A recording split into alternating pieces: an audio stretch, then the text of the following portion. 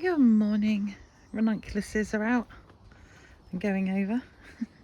I chucked them in there a couple of years ago. They were really dry bulbs, but they seem to have done okay. Roses. We'll start here. Oh my god, this one is just... I'm so glad it's by the back door. The smell is just intoxicating.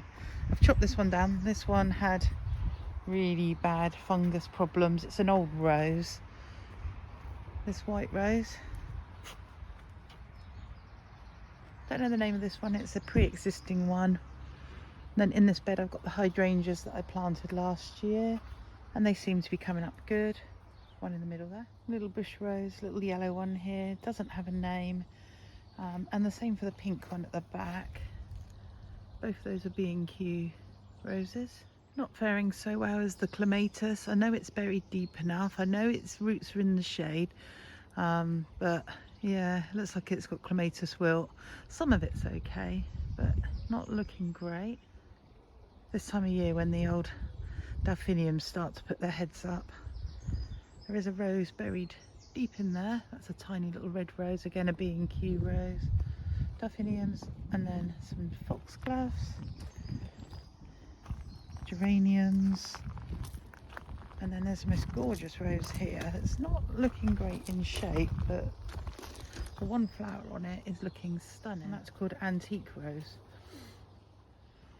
The cottage's windows are surrounded by roses. Why would they not be? And this one's beautiful, this red. Again, unknown, it was here before. And then this slightly coral coloured one. Again, these smell beautiful, these ones. Must be floribundas. Some are planting in my pots. So I've got petunias, I've got sweet williams, and I've got verbenas in there. So they should look really pretty. Tidied up this bed, so it's still got the four grasses in there, the miscanthus, and then I've got 3 aces in there, 2 of which are from a clearance area a couple of years ago, and then the one in the middle we had a 20% off sale at B&Q, and with my discount that made that a bargain, so I treated myself to a little maple. The round heads of the alliums against the Japanese maple there around the pond. There's some feverfew, which is quite handy if you have headaches. A nice tea of that. Then we've got the fern. This is a shuttlecock fern which is growing up through my maple. And then we have our tree fern. He's doing really well. His leaves just get bigger and bigger. Then looking at the alliums going through this shady fern border into the hostas. And more alliums. I planted alliums for my husband, and I'm really pleased with how well. It's quite dry down this end of the garden, so they've done really well. The Brunnera is doing really well in the middle there with the geum. Bleeding Heart, this little white one, is amazing in the moonlight. Then we've got the white daisy, which is actually probably in the wrong place now. I'm going to move that because it's dwarfing the Olivia rose from David Austin. Although when that grows up, maybe it will take over. Some spikes of delphiniums waiting to come out. Wow. Silas Mariner.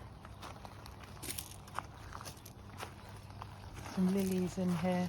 Another gorgeous foxglove.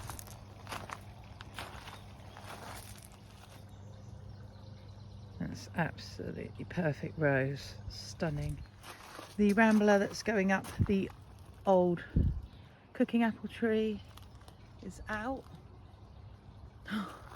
The smell through here is incredible. The roses are just, oh, I wish you could smell them.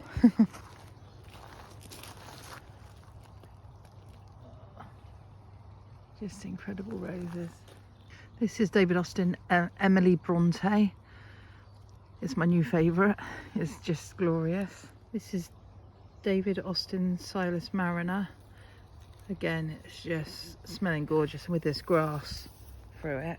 And then these amazing foxgloves and alliums in this bed.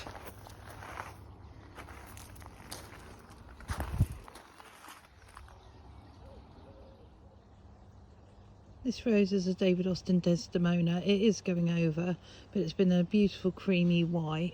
And then we've got lots of fresh buds on that round the bird bath. Rambling Rector. This has got a real vanilla-y smell. This is another new favourite. Every new one's a new favourite.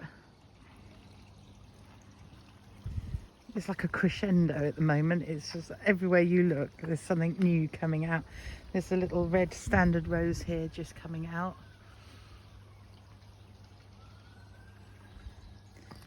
I've got the last of the forget-me-nots. I'm going to start putting in the cosmos. I've got a few in, but need a few more. And the sweet peas, look at these romping away. So they are nearly at head height. Still cutting off the tendrils.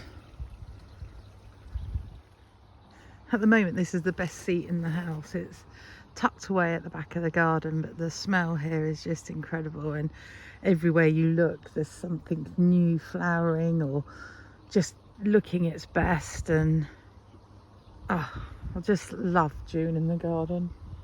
But you just know there's loads of work to come now. There's lots of weeds, lots and lots of weeds. So I hope you all have a beautiful, bright, sunshiny day.